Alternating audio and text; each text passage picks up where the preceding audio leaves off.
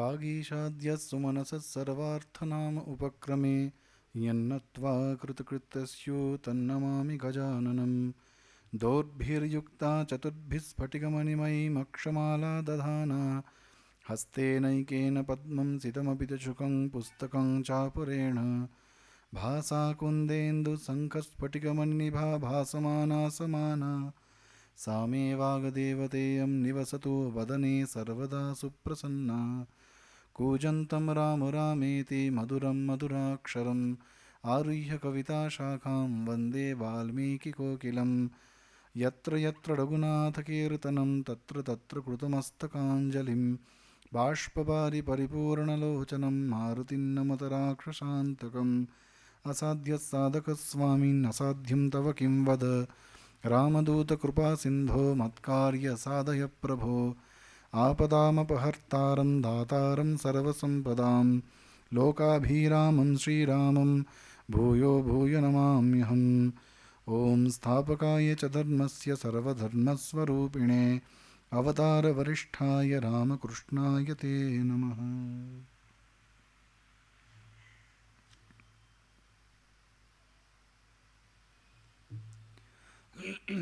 নমস্কার।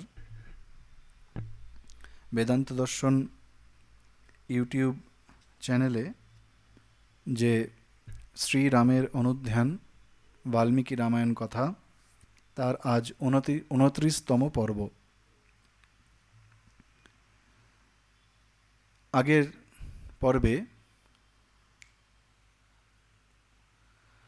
পর্বে আমরা অযোধ্যাকাণ্ডের একটি ভূমিকা, অযোধ্যাকাণ্ড শুরু করার আগে তার একটা ভূমিকা আলোচনা করেছিলাম, যেখানে মহাকাব্যের যে গুণাবলী এবং মহাকাব্যের যে বিশেষত্ব এবং সর্বোপরি রামায়ণ এই মহাকাব্যের যে বিশেষত্ব সেইগুলি আমরা আলোচনা করেছিলাম।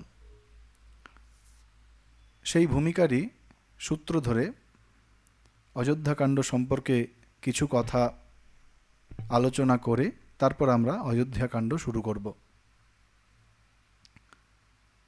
এই রামায়ণে আমরা আগে অনেকবার এই কথাটি আলোচনা করেছি যে অনেকগুলি বিশেষ চরিত্রের, প্রধান চরিত্রের সমাবেশ একসঙ্গে হয়েছে, অনেকগুলি মহান চরিত্রের সমাবেশ একসঙ্গে হয়েছে। খুব কম মহাকাব্যেই এরকম হয়েছে। এই প্রত্যেকটি চরিত্র তার নিজ গুণে মহিমান্বিত। অবশ্যই শ্রীরাম এই মহাকাব্যের কেন্দ্রীয় চরিত্র, কিন্তু তৎসত্ত্বেও শ্রীরাম ছাড়াও আরও অনেকগুলি মহান চরিত্রের সমাবেশ বাল্মীকি ঘটিয়েছেন এই রামায়ণে। এবং সেই চরিত্রগুলির মধ্যে কোনটি বৃহৎ, কোনটি ক্ষুদ্র এবং সেগুলির মধ্যে কতটুকু তারতম্য রয়েছে সেটি বিচার করা অত্যন্ত কঠিন। কীরকম কঠিন? আমরা যদি কোনো একটি গহন জঙ্গলে যাই, বন জঙ্গল যেখানে গহন অরণ্য, সেখানে গিয়ে আমরা যদি উপরের দিকে তাকাই তাহলে দেখি যে প্রত্যেকটি বৃক্ষ অত্যন্ত বৃহৎ, লম্বা, এবং সেগুলি যেন ওই বৃক্ষ বা ওই গাছগুলির শিখর দেশ বা অগ্রভাগ যেন আকাশকে স্পর্শ করছে। আমরা নিচে থেকে দেখি যে সেই গাছগুলির শিখর দেশ যেন আকাশকে স্পর্শ করছে। এখন আমাদের যতটুকু সম্ভব আমরা আমাদের নিজেদের উচ্চতা অনুযায়ী সেই গাছগুলির ততটুকুই পরিমাপ করতে পারি।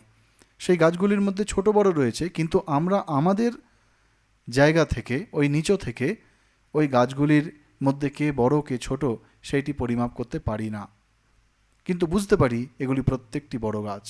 ঠিক তেমনি মহান চরিত্র যেগুলি মহৎ চরিত্র, সেই মহৎ চরিত্রগুলি যদি রামায়ণেরই ধরে নিই, প্রত্যেকটি চরিত্র নিজ গুণে মহান, কিন্তু আমরা আমাদের অবস্থা থেকে আমরা সেই চরিত্রগুলির তুলনায় অত্যন্ত সাধারণ, অতি সাধারণ, নগণ্য, ক্ষুদ্র। তাই আমাদের ক্ষুদ্র বুদ্ধি দিয়ে সেই অসাধারণ চরিত্রগুলিকে পরিমাপ করা আমাদের পক্ষে সম্ভব নয়। সেই জন্য এই চরিত্রগুলি আমাদের কাছে প্রণম্য। আমরা তাই জন্য এই চরিত্রগুলিকে দূর থেকে প্রণাম করি। অর্থাৎ সাধারণ চরিত্র থেকে মহৎ চরিত্রে উত্তরণ, এবং সেই উত্তরণের পরে সেই চরিত্রগুলি আমাদের প্রণামের যোগ্য হচ্ছে, এই জিনিসটি আমাদের বুঝতে হবে। যে সাধারণ চোখে দেখা যায় যে এগুলি অনেকগুলি চরিত্র, কিন্তু তার চরিত্রের মধ্যে এত মহান কয়েকটি চরিত্র রয়েছে যেগুলিকে আমরা মনে মনে প্রণাম জানাচ্ছি। বাল্মীকি তার যে এই রামায়ণে যে বিশাল বা বিশেষ চরিত্রগুলির অঙ্কন করেছেন, তার মধ্যে 5টি সর্বোত্তম। সেই 5টি কে কে? শ্রীরাম, মাতা সীতা, লক্ষ্মণ, ভরত এবং হনুমান। বাকি চরিত্রগুলো অত্যন্ত উজ্জ্বল, অত্যন্ত উচ্চভাবে অঙ্কিত হয়েছে, কিন্তু এই 5টি যেন সবথেকে বেশি মহিমান্বিত, সবথেকে বেশি এই 5টি চরিত্র যেন নিজ গুণে মহিমান্বিত হয়েছে। এখন আগের দিন আমরা যেটা আলোচনা করেছিলাম যে শ্রীরামের জীবন কাহিনী হচ্ছে রামায়ণ, সুতরাং শ্রীরাম এই রামায়ণের কেন্দ্রীয় চরিত্র। অথচ তার পাশাপাশি ভরতের মতো এক অপরিমেয় অসামান্য চরিত্রের অঙ্কনও বাল্মীকি এই রামায়ণের মধ্যেই করেছেন। ওই পুরানো তর্কটা চলে আসে, কোন চরিত্রের বিশেষত্ব বেশি, রাম না ভরত? এটি বিচার করা আমাদের পক্ষে সম্ভব নয়। কারণ একদিকে যেমন আমরা দেখি যে দশরথের মানসিক দুর্বলতা এবং কৈকেয়ী এবং মন্থরার কুমন্ত্রণা যদি না থাকতো, তাহলে শ্রীরাম কিন্তু অত্যন্ত অনায়াসে সহজে ওই কোশল রাজ্য তথা অযোধ্যাপতি হতে পারতেন। কিন্তু পিতৃসত্য রক্ষার জন্যে তিনি সেই পিতৃসত্য রক্ষার্থে নিজেকে মাথা নত করে সেই রাজ্যকে উৎসর্গ করেছেন ভরতকে। সুতরাং সেখানে রামের চরিত্রের যে বিশিষ্টতা, যে তিনি যে রাজ্য তিনি পেতে পারতেন তাকে হাসি মুখে দিয়ে দেওয়া, এইটি একটি মহান ভাব, অত্যন্ত মহান ভাব। এটি একদমই সহজ নয় সাধারণের পক্ষে। আবার উল্টো দিকে আমরা আগের দিন বলেছি ভরত 2বার রাজ্য পেয়েছিলেন, একবার দশরথের কাছ থেকে আর একবার শ্রীরামের কাছ থেকে, কিন্তু প্রত্যেকবারেই তিনি রাজত্ব গ্রহণ করেননি, সিংহাসনে আসীন হননি, বরং সেই সিংহাসনে শ্রীরাম পাদুকাকে রেখে সমস্ত কিছু তাকে নিবেদন করে, যে কোনো সিদ্ধান্ত, যে কোনো বস্তু, যে কোনো উপঢৌকন বা উপহার সেই পাদুকাকে, শ্রীরামের পাদুকাকে স্বয়ং শ্রীরাম মনে করে, শ্রীরামচন্দ্রের স্বরূপ মনে করে তাকে নিবেদন করে তিনি অযোধ্যার এই বিশাল রাজ্যের শাসনভার শুধু বহন করেছিলেন, তিনি কিন্তু সেই রাজশাসন ভোগ করেননি। পরবর্তীকালে আমরা অযোধ্যাকাণ্ডের 115তম সর্গে আমরা পাই একটি জায়গায় বাল্মীকি অপূর্ব তার বাচনশৈলীতে বলছেন, তদাহি যৎ কার্যমুপৈতি কিঞ্চিত উপায়নম চোপহৃতম মহার্হম সপাদুকাভ্যাম প্রথমম নিবেদ্য চকার পশ্চাৎ যতো ভরতো যথাবৎ। অর্থাৎ তদাহি যৎ কার্যম উপৈতি কিঞ্চিত, যদি কোনো রকম রাজকার্য সাধন করার হতো, উপায়নম চোপহৃতম মহার্হম, যদি কেউ কোনো উপঢৌকন বা নজরানা যেটাকে আমরা বলি, কোনো উপহার রাজার জন্য নিয়ে আসতো, তিনি কি করতেন? স পাদুকাভ্যাম প্রথমম নিবেদ্য, ওই পাদুকাকে প্রথমে নিবেদন করা হতো, রাম পাদুকাকে নিবেদন করা হতো, এবং তারপরে চকার পশ্চাৎ, তারপরে ভরত যথাবৎ, তার যথাযথ ব্যবহার হতো। যথাযথ ব্যবহার হতো, যে জিনিসটা যে কাজের জন্য এসেছে সেই কাজের জন্য ব্যবহৃত হতো, তিনি নিজে ভোগ করতেন না। সুতরাং কোনো ঢং করা নেই এখানে, জিনিসটা একেবারে পরিষ্কার যে এই রাজ্য আমার নয়, এটি শ্রীরামের রাজ্য, আমি তার একজন সামান্য কর্মী হিসাবে আমার দায়িত্ব পালন করছি। তাই ভরত রাজ্যের সমস্ত সুখ সুবিধার মধ্যে থেকেও, সমস্ত স্বাচ্ছন্দ্যের মধ্যে থেকেও তিনি কিন্তু বৈরাগ্য অবলম্বন করে এই রাজ্যকে শাসন করেছেন, বৈরাগ্য অবলম্বন করে। তাই তার এই আচরণ একটি অদ্ভুত আচরণ। তিনি জগতের মধ্যে থেকে আর শুধু থাকা নয়, রাজা হিসাবে থেকে রাজধর্ম পালন করছেন। রাজত্বের প্রত্যেকটি খুঁটি নাটি সমস্ত জিনিসের মধ্যে তাকে দেখতে হচ্ছে, সিদ্ধান্ত নিতে হচ্ছে, কিন্তু পরমুহূর্তেই তিনি সেই জাগতিক কাজের মধ্যে থেকেও জগতের প্রতি বৈরাগ্য অবলম্বন করে রাজধর্ম পালন করেছেন। এইটি আমাদের কাছে শিক্ষণীয়। তিনি ইহলোক এবং বৈরাগ্য, ইহজীবন এবং বৈরাগ্য, এই দুটো জিনিসের মধ্যে একটা অদ্ভুত সামঞ্জস্য তৈরি করেছেন। সেই সামঞ্জস্য বিধানের গভীরে যদি আমরা যাই, তাহলে কোথা থেকে তিনি এই বুদ্ধি পেলেন? না, ওই ঈশাবস্য উপনিষদে বলা হয়েছে, ঈশাবস্যমিদম সর্বম যৎকিঞ্চ জগত্যাম জগৎ তেন ত্যক্তেন ভুঞ্জীথা মা গৃধ কস্ব সিদ্ধনম। যে এই জগৎ সমস্ত কিছু ঈশ্বরের ঈশ্বরত্বে পরিব্যাপ্ত রয়েছে। যে রাজ্য তিনি শাসন করছেন সেই রাজ্য রামময়।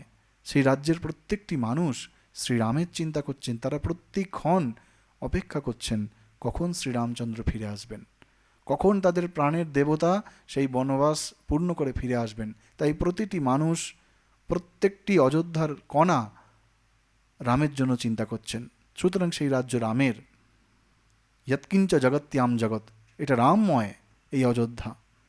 সেই জন্য তেন ত্যক্তেন ভুঞ্জিতা, সেই রাম রাজ্যের প্রতি আমিত্ব ত্যাগ করে, এ রাজ্য আমার নয়, আমি এই রাজ্যের রাজা নই, সেই আমিত্ব ত্যাগ করে তিনি এবং মা গৃধ কস্ব সিদ্ধনম, অর্থাৎ অপরের ধন যেটি রামের, তার প্রতি ইচ্ছা না করে তিনি রাজ্য শাসন করছেন ভরত। অহংকারা এবং মমকারা।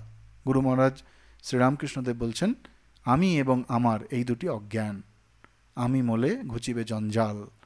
সেই আমি ত্যাগ করে ভরত তিনি শাসন করছেন রাজ্য। সে এই হচ্ছে ভরতের চরিত্রের উৎকর্ষতা। শুধু তাই নয়, 14 বছর শ্রীরামচন্দ্র বনবাস থেকে ফেরার আগে পর্যন্ত আমরা জানি উনি অযোধ্যার রাজপ্রাসাদে তিনি বাস করেননি। তিনি অযোধ্যা থেকে অনতি দূরে নন্দীগ্রাম নামক জায়গাতে গিয়ে শ্রীরামের মতোই ওই মুনিবেশ ধারণ করে তিনি তপস্বীর জীবন যাপন করেছেন এবং ওই শ্রীরাম পাদুকাকে সামনে রেখে তিনি রাজ্য শাসন করেছেন। তাই এই 14 বছর বনবাসকালে যতক্ষণ শ্রীরাম ফেরেননি ততক্ষণ ভরত বিভিন্নভাবে রাজ্যের শাসন করেছেন। কখনো তিনি অত্যন্ত কঠোর পরিশ্রম করে কৃষকায় হয়েছেন, কৃষরূপে করেছেন। কখনো বা এই রাজ্য রামের, সেই রামের প্রতি ভক্তিভাব প্রকাশ করে ভক্ত হিসাবে, কখনো সেই রাজ্যের প্রতি কণায় কণায় রামের অনুভব করে তার প্রতি বিনীত ভাব রেখে, কখনো আবার সত্য ধর্মনিষ্ঠ হয়ে এবং সর্বোপরি বৈরাগ্য অবলম্বন করে কখনো সন্ন্যাসীর মতো এই রাজত্ব তিনি চালিয়েছেন। তাই প্রকৃত অর্থে তিনি একজন সন্ন্যাসী রাজা, যিনি ইহলোক এবং পরলোক, ইহলোক এবং বৈরাগ্য এই দুটিকে একসঙ্গে সামনে রেখে তিনি রাজ্য শাসন করেছেন। সাহিত্যে বা মহাকাব্যের 9টি রস থাকে, তাকে বলা হয় নবরস। সেগুলি হচ্ছে শৃঙ্গার, হাস্য, করুণ, রৌদ্র, অদ্ভুত বীর, ভয়ানক বিভৎস এবং শান্ত। শৃঙ্গার রস মানে যেখানে সাহিত্যের অনুপম বর্ণনা করা হয়, অত্যন্ত সুন্দর মনোগ্রাহী বর্ণনা। হাস্য মানে আমরা বুঝি যেখানে হাসি থাকে, মজা থাকে। করুণ মানে যেখানে করুণ অবস্থা। রৌদ্র মানে যেখানে কঠোর ভাব। অদ্ভুত যেখানে এমন কিছু একটা ঘটনা যেটা আগে কখনো ঘটেনি। বীর ভাব। ভয়ানক এমন কিছু একটা ঘটেছে যেটি অত্যন্ত বিপজ্জনক, এরম কিছু একটা। বিভৎস কিছু কিছু ঘটনা যেগুলোর ভয়ানকতা বা যেগুলোর দেখলে যে কোনো মানুষ কেঁপে উঠবে ভয়, সেটুকু বলে বিভৎস। এবং শান্ত। শান্ত মানে আমরা বুঝি শান্ত দান্ত। এইরকম 9টি জিনিস, এই 9টি বৈশিষ্ট্য হচ্ছে যে কোনো কাব্যে তথা মহাকাব্যে সাহিত্যে আমরা পাই। এই অযোধ্যাকাণ্ডের মধ্যে এই নবরসের প্রত্যেকটি রস পরিপূর্ণভাবে বাল্মীকি তিনি রচনা করেছেন, তিনি বিকাশ ঘটিয়েছেন এই 9টি রসের। সেই জন্য অযোধ্যাকাণ্ডকে বলা হচ্ছে শ্রীমদ্ রামায়ণের হৃদয় স্বরূপ। এতগুলো ঘটনা এবং সেই ঘটনার মধ্যে কথোপকথন, আমরা আগের দিন বলেছি যে অনেকগুলি গুরুত্বপূর্ণ কথোপকথন রয়েছে, এখানে অনেক কথোপকথন রয়েছে, যাই জন্য ঘটনার সঙ্গে সঙ্গে এই অযোধ্যাকাণ্ডের প্রত্যেকটি ঘটনার পিছনে দার্শনিক চিন্তা এটি অত্যন্ত গভীর। সেই গভীরে আমরা ঢোকার চেষ্টা করব যে শুধুমাত্র ঘটনাগুলো তো সবাই জানে, যেটা সাধারণ ঘটনা, রামায়ণের যে মূল ঘটনা সেটা প্রত্যেক মানুষ জানে, কিন্তু সেই ঘটনাগুলির পিছনে কোন গভীরতা লুকিয়ে রয়েছে, সেই ঘটনাগুলির পিছনে কোন দার্শনিক চিন্তা লুকিয়ে রয়েছে, সেইগুলোকে যদি আমরা বুঝতে পারি, আমাদের ক্ষুদ্র বুদ্ধি দিয়ে বোঝার চেষ্টা করি, তাহলেই হবে প্রকৃত শ্রীরামের অনুধ্যান। আমরা একদম প্রথমের দিকে আলোচনা করেছিলাম যে রামস্য অয়নম, রামের জীবন গতি, সেটি হচ্ছে রামায়ণ। আমরা রামায়ণের প্রত্যেকটি মুহূর্তে দেখব যে প্রত্যেকটি চরিত্র তাদের নিজ নিজভাবে শ্রীরামের চিন্তাই করছেন। রাম তথা তার তিন ভাই, তারা তো রামময়। সীতা, তিনি রামময়ে জীবিতা। হনুমান, তিনি সর্বদা রামের চিন্তা করছেন। এমনকি যে রাবণকে বধ করার জন্য শ্রীরাম এসেছিলেন, সেই রাবণও শত্রুভাবে সদা রামের চিন্তা করছেন। এইটি একটি অদ্ভুত দৃষ্টিভঙ্গি আমরা এই শ্রীরামায়ণের মধ্যে পাই, যে প্রতিটি চরিত্র প্রতি মুহূর্তে শ্রীরামের চিন্তা করছেন। সেই জন্যই বলা হচ্ছে রামস্য অয়নম, রামের জীবন গতি। শ্রীরাম কিভাবে তার জীবন যাপন করেছেন, বিভিন্ন পরিস্থিতিতে তিনি কীরকমভাবে নিজের জীবন যাপন করে আমাদের দেখিয়েছেন, সেইটি হচ্ছে রামায়ণ। আপাত দৃষ্টিতে এই চরিত্রগুলি আলাদা আলাদা হলেও সব মিলিয়ে যেন এই সমগ্র রামায়ণটি শ্রীরামের জীবনচরিতি। শুধুমাত্র একটিই যেন চরিত্র রয়েছে, সেটি হচ্ছে শ্রীরাম, কারণ প্রত্যেকটা চরিত্র শ্রীরামের ভাবে ভাবিত। অযোধ্যাকাণ্ডে আমরা দেখব যে এই সমস্ত ভাবগুলি ভিন্ন ভিন্ন ভাবে কিভাবে প্রকাশিত হয়েছে। অযোধ্যাকাণ্ডের একদম শুরুতে প্রথম সর্গে বাল্মীকি বলছেন, আগের দিনে আমরা বালকাণ্ডের শেষে পড়েছিলাম যে শ্রীরাম এবং অন্য ভাতৃবর্গ বিবাহ করে অযোধ্যায় ফেরার পরে ভরত এবং শত্রুঘ্ন তাদের মাতুলালয়ে অর্থাৎ মামার বাড়িতে গেছেন, এবং রাম লক্ষ্মণ দুজনেই পিতার আজ্ঞা পালন করছেন, পিতৃসেবা করছেন, মাতৃসেবা করছেন, আচার্য সেবা করছেন, অতিথিদের সেবা করছেন। উপনিষদের যে বাণী আমরা পাই, সেই বাণীর সার্থকতা তাদের জীবনে দেখতে পাই, এবং সর্বোপরি রাজ্যের সমস্ত মানুষের যে রাজকার্য, সেই রাজকার্য রাম পালন করছেন। তাই শত্রুঘ্ন এবং ভরত যখন ওই মামার বাড়ি চলে যাচ্ছেন, বাল্মীকি বলছেন শত্রুঘ্ন নিত্য শত্রুঘ্ন নীতঃ প্রীতি পুরস্কৃত। একটি অপূর্ব লাইন, শত্রুঘ্ন নিত্য শত্রুঘ্ন। আমাদের নিত্য শত্রুকে প্রতি মুহূর্তে কতগুলি শত্রু আমাদের সঙ্গে শত্রুতা করছে, সেগুলি কি কি? সেগুলি হচ্ছে নিত্য শত্রব রাগদ্বেষাদয়, অর্থাৎ কাম, ক্রোধ, লোভ, মোহ, মদ, মাৎসর্য, এই যে ষড়রিপু, 6টি রিপু, এইটি হচ্ছে আমাদের নিত্য শত্রু। প্রত্যেক মুহূর্তে আমরা এই ষড়রিপুর সঙ্গে লড়াই করছি, এবং যিনি এই ষড়রিপুর সঙ্গে সংগ্রাম করে জয়ী হয়েছেন, তন্নিবারকঃ, যিনি তার নিবারণ করেছেন, যিনি সেই নিত্য শত্রুকে দমন করেছেন, ষড়রিপুকে দমন করিয়েছেন, তিনি হচ্ছেন শত্রুঘ্ন। রাম, লক্ষ্মণ, ভরত, শত্রুঘ্ন। শত্রুঘ্নর বিশেষত্ব এখানে। আর ভরতকে, তিনি হচ্ছেন আমাদের বিবেক স্বরূপ। আমাদের মধ্যে যে বিবেক রয়েছে, যে বিবেক আমাদের ভালো কাজে অনুপ্রাণিত করে, খারাপ কাজ করার হাত থেকে বাঁচায়, সেই বিবেক হলো ভরত।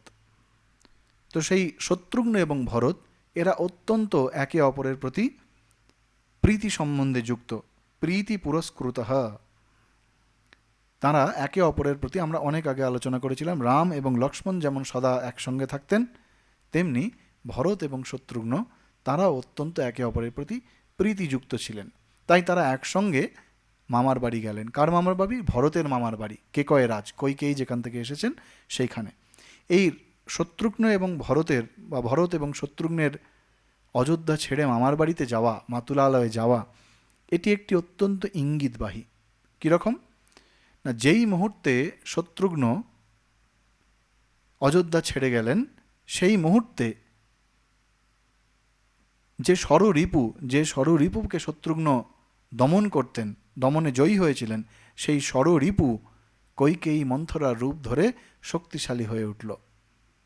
কারণ তাদের চলে যাবার পরেই এই অযোধ্যাকাণ্ডে আমরা দেখতে পাই যে কৈকেয়ী মন্থরার কথা হচ্ছে এবং সেখানে কিভাবে রামকে বনে পাঠানো যায়, ভরতকে রাজা করা যায়, সেই সমস্ত কুমন্ত্রণা হচ্ছে। তাই শত্রুঘ্নের চলে যাওয়া যেন অযোধ্যায় ওই ষড়রিপু প্রবল হলো কৈকেয়ী মন্থরার রূপ ধরে। আর ভরতের চলে যাওয়া মানে, ভরতের চলে যাওয়ায় যেন দশরথ বিবেকহীন হলেন, দশরথের বিবেক চলে গেল, তিনি অবিবেকী হয়ে পড়লেন। এবং সেই অবিবেকী হয়ে পড়লেন বলে সঠিক সময়ে সঠিক সিদ্ধান্তটা তিনি নিতে পারলেন না।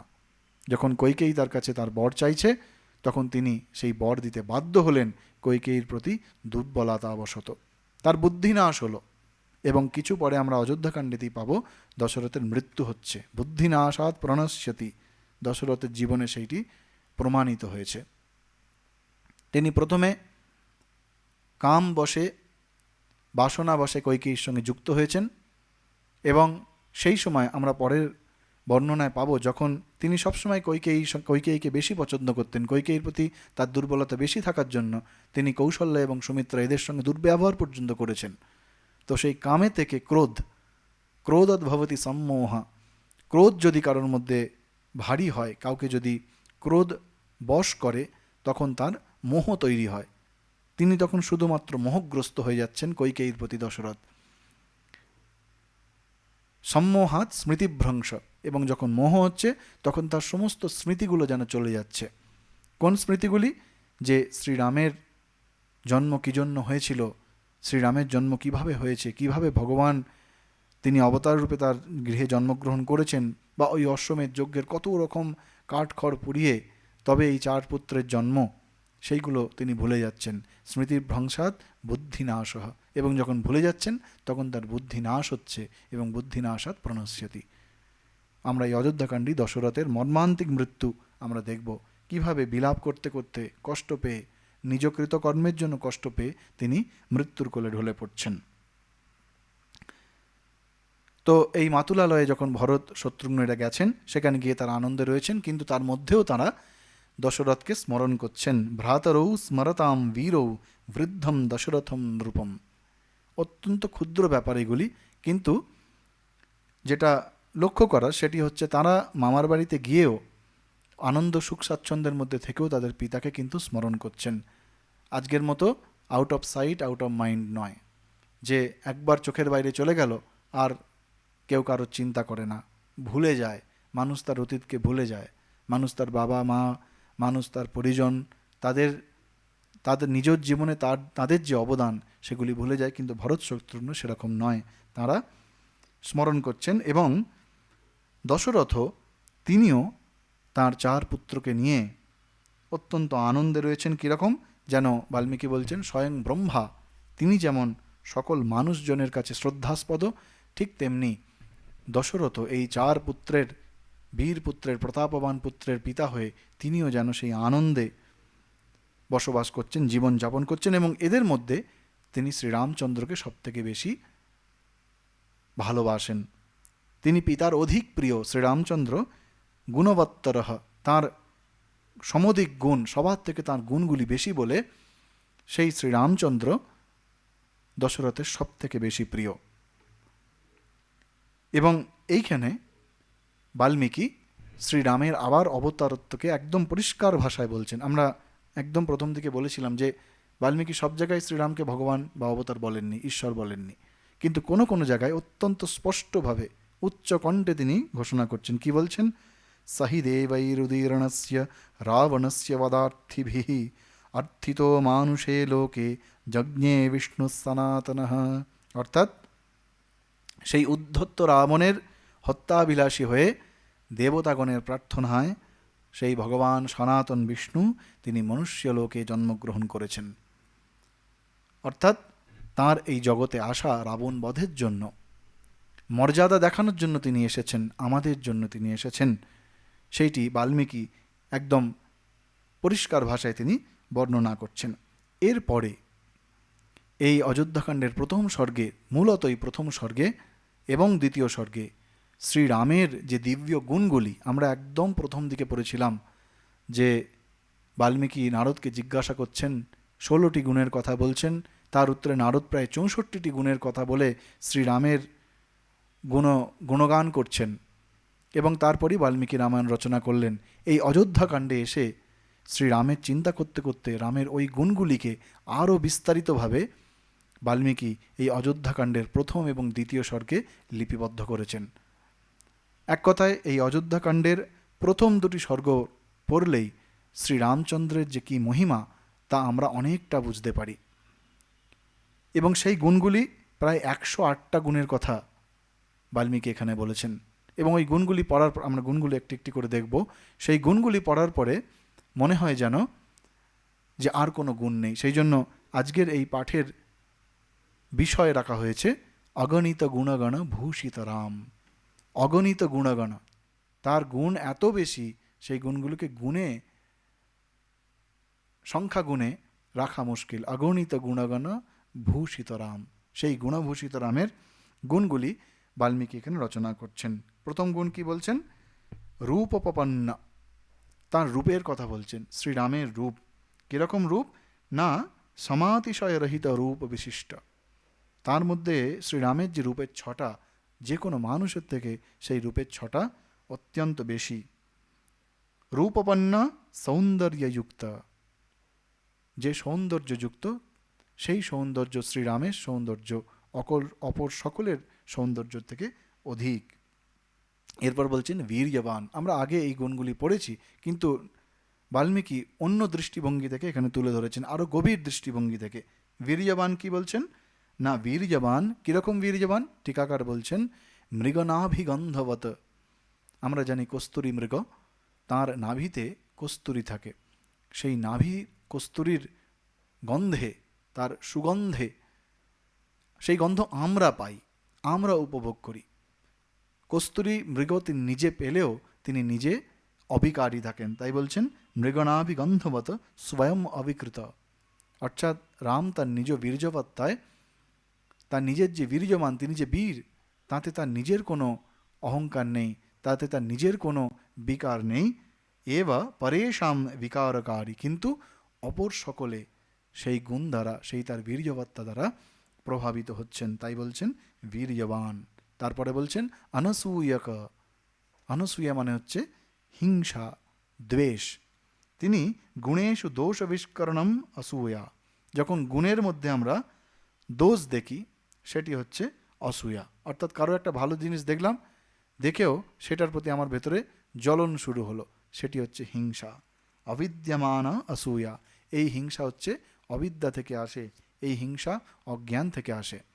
সেই রকম নয় যস্য অসৌ অনসূয়কা, যার মধ্যে এই রকম কোনো দোষ নেই, তিনি হচ্ছেন অনসূয়া। অর্থাৎ তিনি সকলের মধ্যে যে ভালো গুণ আছে সেই গুণটিকে তিনি গ্রহণ করেন, সেই গুণটিকে তিনি সম্মান জানান। ভূমৌ অনুপমা, তার এই গুণগুলির জন্যে তিনি সমগ্র পৃথিবীতে অনুপম। তার সর্বস্মিন স্থলে, ভূমৌ সর্বস্মিন স্থলে অনুপমঃ, এই পৃথিবীতে তাঁর তুল্য আর কেউ নেই, তার উপমা দেওয়ার মতো আর কেউ নেই। উপমা রহিত, নিরূপম, আমরা বলি নিরূপম বা নিরূপমা, অর্থাৎ তাঁর তুলনা তিনি, আমরা কথায় বলি না, সেই শ্রীরামের তুলনা তিনি যেন নিজেই, অন্য কোনো কারোর সঙ্গে তুলনা করা যায় না। সহি চ নিত্যম প্রশান্তাত্মা মৃদুপূর্বম চ ভাষতে। প্রশান্তাত্মা, তিনি সর্বদা প্রশান্ত, গম্ভীর, সহজে রেগে যান না, হঠাৎ করে কাউকে কারোর উপর ক্রোধ প্রকাশ করেন না। অক্রোধন স্বভাব, ক্রোধ নাই। মৃদুপূর্বম চ ভাষতে, যখন কথা বলেন অত্যন্ত মধুরভাবে, কঠোর বাক্য প্রয়োগ করেন না। এবং শুধু তাই নয়, উচ্চমানোপি পরুষম না উত্তরম প্রতিপদ্যতে, কেউ যদি তাকে কঠোর কথা বলে, কেউ যদি তার প্রতি কঠোর শব্দ প্রয়োগ করে, তাতেও তিনি নিরুত্তর থাকেন, প্রতিবাদহীন থাকেন, অর্থাৎ তিনি ক্রোধ রহিত। তা বলে কি তার ক্রোধ নেই? আমরা পরে পাবো। ক্রোধ যেখানে প্রকাশ করার সেখানে প্রকাশ করেন। এর পরের শ্লোকটি অত্যন্ত গুরুত্বপূর্ণ, বহু জায়গায় কোট করা হয়, বহু জায়গায় বলা হয়, কদাচিৎ উপকারেণ কৃতেনৈকেন তুষ্যতি ন স্মরতি অপকারাণম শতমপ্যাত্মবত্তয়া। বলছেন, কেউ যদি কখনো একটিমাত্র উপকার করেন তার জন্য, তিনি তার প্রতি চিরকাল সন্তুষ্ট থাকেন। অন্যদিকে নিজের ঔদার্য গুণবশত, উদার ভাবের জন্য তিনি কোনো ব্যক্তির শত অপকারও তিনি মনে রাখেন না। এখানে টিকাকার খুব সুন্দর করে বর্ণনা করেছেন যে এই যে কেউ যদি কোনো উপকার করে, কীরকম? কেউ যদি শ্রীরামের কোনো উপকার করেন, কীরমভাবে উপকার করে? টিকাকার খুব বিস্তৃতভাবে বলছেন যে কোনো ব্যক্তি যদি যেমন তেমনভাবে বা একদম সাধারণভাবে, হৃদয় থেকে বা মন থেকে নয়, তার কোনো উপকার করেছে, পত্র পুষ্প ফুল দিয়ে, যাই হোক দিয়ে, অথবা কেউ যদি কোনো কিছু লাভের আশায়, মানে স্বার্থ রেখে তার কোনো উপকার করে, বা কেউ যদি সাংকেতিকভাবে, সরাসরি নয়, কিছু একটা ছোট্ট সামান্য উপকার সাংকেতিকভাবে করেছে, কেউ যদি পরিহাস করে উপকার করছে, পরিহাস করে, মজার ছলে, বা হেলাফেলা করে, হেলনম এওয়া, টিকাকার বলছেন হেলাফেলা করে, মানে একেবারে গুরুত্ব না দিয়েও যদি কেউ শ্রীরামের অনুপরিমাণ উপকার করেন, অনুপরিমাণ মানে একেবারে ক্ষুদ্রাতি ক্ষুদ্র অনুপরিমাণ উপকার করে, সেই উপকারও শ্রীরামচন্দ্র সর্বকালের জন্য স্মরণে রাখেন। তিনি কখনো বলেন না, তিনি অত্যন্ত প্রীত হন, তিনি তুষ্ট হন। সুতরাং এমন যে ব্যক্তি, তার মধ্যে ক্রোধ আসবে কোথা থেকে? তিনি কুপিত হবেন কি করে? তিনি কোপ প্রকাশ করবেন কি করে? তার মধ্যে কোপ প্রকাশ করা সম্ভব নয়। সেই জন্য তিনি শত অপকার কেউ করলেও তার প্রতি কোনো রকম ক্রোধ প্রকাশ করেন না। তো এইটির কারণ কি? কি করে তিনি এরকম করেন যে একজন শত অপকার করলেও তার প্রতি তিনি ক্রোধ প্রকাশ করছেন না, উল্টে কেউ যদি একটিমাত্র উপকার করে সেটিও মনে রাখছেন? বলছেন শতমপি আত্মবত্তয়া, তিনি আত্মবত্তয়া, অর্থাৎ তার মন তার নিজের বশে রয়েছেন, এবং তিনি জ্ঞানযুক্ত উদারতার কারণে, এবং জ্ঞানযুক্ত এই যে উদারতা, তিনি তা অভ্যাস করেছেন, অধ্যাবসায় করেছেন, সেই অধ্যাবসায়ের কারণে তিনি কারোর প্রতি কোপ বা ক্রোধ করেন না।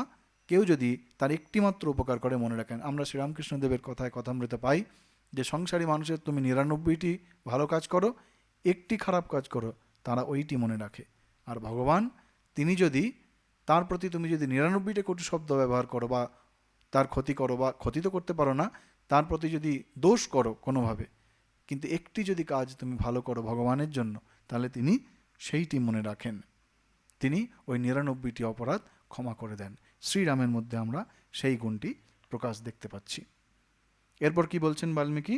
শীলবৃদ্ধৈর জ্ঞানবৃদ্ধৈর বয়োবৃদ্ধৈশ্চ সজ্জনৈঃ কথয়ন্নাস্তবৈ নিত্যম অস্ত্রয়ো জ্ঞান্তরেষ্বপি। ৩ ধরনের বৃদ্ধ আমরা সমাজে পাই। শীলবৃদ্ধই, যারা অত্যন্ত শিক্ষিত, সুভাবাসম্পন্ন, সুন্দর স্বভাব সম্পন্ন; জ্ঞানবৃদ্ধই, যারা খুব জ্ঞানী; এবং বয়োবৃদ্ধই, যারা বয়সে আমাদের থেকে বৃদ্ধ। এই রকম, যাকে আমরা ইংরেজিতে সিনিয়র সিটিজেনশিপ বলি, এই বৃদ্ধ এই মানুষদের প্রতি তিনি কিন্তু সর্বদা সম্মান প্রদর্শন করতেন, এবং নিজ ব্যস্ত জীবনের মাঝে, ব্যস্ত কেন? তাকে রাজশাসন, রাজ্যভার সামলাতে হচ্ছে, তাকে অস্ত্র শিক্ষা করতে হচ্ছে, নানান কাজের মধ্যে তিনি ব্যস্ত, কিন্তু তার মধ্যে থেকেও তিনি এদের প্রতি তার সম্মান প্রদর্শন করেন এবং এদের সঙ্গে সদালাপে রত হন। এরপর বলছেন বাল্মীকি, বুদ্ধিমান মধুরাভাষী পূর্বভাষী প্রিয়ম বদঃ বীর্যবান্ন চ বীর্যেণ মহতা স্বেন বিস্মিতঃ। তিনি বুদ্ধিমান, অর্থাৎ সব বিষয়ে তার বুদ্ধি অত্যন্ত প্রশস্ত, তার বুদ্ধির কম ছিল না, বুদ্ধি কখনো কম ছিল না। তিনি বুদ্ধিমান ছিলেন, মধুরভাষী ছিলেন, রুক্ষ শব্দ ব্যবহার করা নয়, মিষ্টি কথায় তিনি আলাপ করতেন। এবং গুরুত্বপূর্ণ যেটি হচ্ছে পূর্বভাষী। পূর্বভাষী মানে কি? তিনি এতগুলি গুণ থাকা সত্ত্বেও তিনি যখন কারোর সঙ্গে দেখা হতো বা যখন কারোর সঙ্গে তিনি মিলতেন, দেখা করতেন, তখন তিনি আগে কথা বলা শুরু করতেন।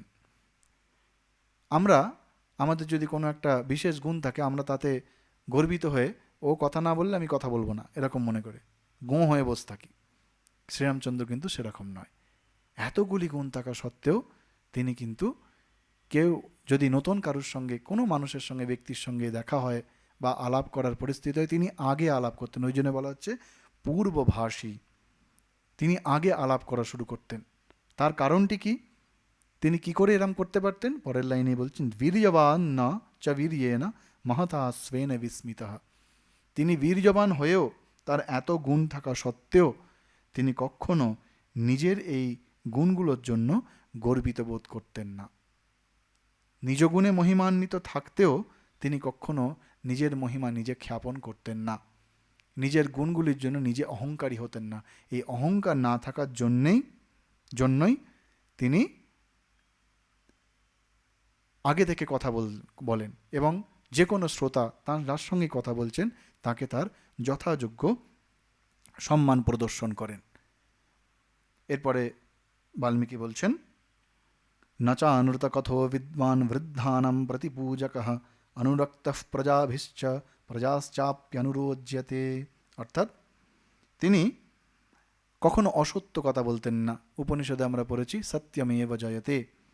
তিনি অসত্য কথা কখনো বলতেন না, সত্য কথা বলতেন। শুধু অসত্য নয়, আমরা অনেক সময় আবেগের বশে বাড়িয়ে বলি, কাব্য কল্পনা করে বাড়িয়ে বাড়িয়ে বলি। তিনি সেরকম নয়। তিনি যতটুকু বলার দরকার ততটুকু বলতেন এবং সত্য বলতেন। এবং যেহেতু তিনি বিদ্বান ছিলেন, সেই জন্য তিনি সকল বিষয়ে সম্যক জ্ঞানের অধিকারী, তাই তিনি বিদ্বান, অনুগত স্বভাব এবং প্রতিপূজক, ব্রাহ্মণ প্রতিপূজক, বৃদ্ধানাম প্রতিপূজক। তিনি বৃদ্ধদের প্রতি, যারা বয়োবৃদ্ধ বয়স্ক, তাদের প্রতি শ্রদ্ধা সম্পন্ন ছিলেন। এবং প্রজাভিশ্চ অনুরক্ত প্রজাভিশ্চ প্রজাশ্চ অপি অনুরজ্যতে। তিনি এতগুলি তার গুণ থাকা সত্ত্বেও তিনি প্রজাদের প্রতি অনুরাগী ছিলেন। প্রজাদের প্রতি তিনি আনুগত্য দেখাতেন। প্রভু হয়ে প্রভুত্ব করা নয়, তিনি আনুগত্য দেখাতেন। সেই জন্য সেই আনুগত্য দেখানোর জন্যেই প্রজারাও তার অনুরক্ত হয়েছিল, প্রজারাও তার অনুরাগী হয়েছিল। অর্থাৎ তিনি অনুরাগ দিয়ে, প্রেম দিয়ে, ভালোবাসা দিয়ে প্রজাদের সঙ্গে ব্যবহার করতেন। সেই জন্যে প্রজারাও তাঁর প্রতি সেই রকমভাবেই অতটাই অনুরক্ত ছিল। আমরা স্বামীজির জীবনে দেখি যে রামকৃষ্ণ মঠ মিশনের শুরুর একদম প্রাককালে, একদম বরানগর মঠের ওই দিনগুলিতে অন্য গুরুভাইরা বলছেন যে স্বামীজি ভালোবাসা দিয়ে আমাদের বেঁধে রেখেছিলেন। ঠাকুর চলে যাবার পরে ঠাকুর নিজে বলে গেছেন যে নরেন্দ্র তোদের মধ্যে নেতা, কিন্তু স্বামীজি কোনোদিন তার নেতৃত্ব শক্তি দিয়ে, প্রভুত্ব শক্তি দিয়ে কখনো তিনি শাসন করেননি। তিনি শাসন করেছেন ভালোবাসা দিয়ে শাসন করেছেন, তিনি হৃদয় দিয়ে শাসন করেছেন। এবং সেই হৃদয় দিয়ে শাসন করার জন্যেই, প্রেম এবং ভালোবাসা দিয়ে আমাদের এই সংঘ গড়ে উঠেছে। স্বামীজি নিজে বলেছেন, নেতৃত্বের পাশব প্রবৃত্তি জীবন সমুদ্রে অনেক বড় বড় জাহাজ ডুবিয়েছে। সেই জন্য কোনোদিন তার মধ্যে নেতৃত্বের ভাব ছিল না। সর্বাধিনায়ক হওয়া সত্ত্বেও তিনি এই সংঘের প্রেসিডেন্টের পদ নেননি। তিনি ভালোবেসে প্রেমের সঙ্গে এই সংঘের পত্তন করেছিলেন। সেই প্রেম ভালোবাসা আমরা এখানে দেখতে পাচ্ছি শ্রীরামের মধ্যে, যিনি রাজপুত্র হয়ে, ভাবী রাজা হয়েও তার এত গুণবত্তা থাকা সত্ত্বেও তিনি কোনোভাবেই সেই প্রজাদের প্রতি তার প্রভুত্ব বিস্তার করেননি। উল্টে বিপরীতে তাদের প্রতি ভালোবাসা দিয়ে, প্রেম দিয়ে তিনি তাদের অনুশাসন করেছেন, যার জন্যে প্রজারাও তার অনুরক্ত হয়েছে। আজকে এই অবধি। এই অনেকগুলি গুণ এখনও আছে। এর পরের দিন আরও যে গুণগুলি আছে সেই গুণগুলিকে আমরা বিস্তারে আলোচনা করব। ওম শান্তি শান্তি শান্তি। হরি ওম তৎসদ। শ্রীরামকৃষ্ণার্পণমস্তু।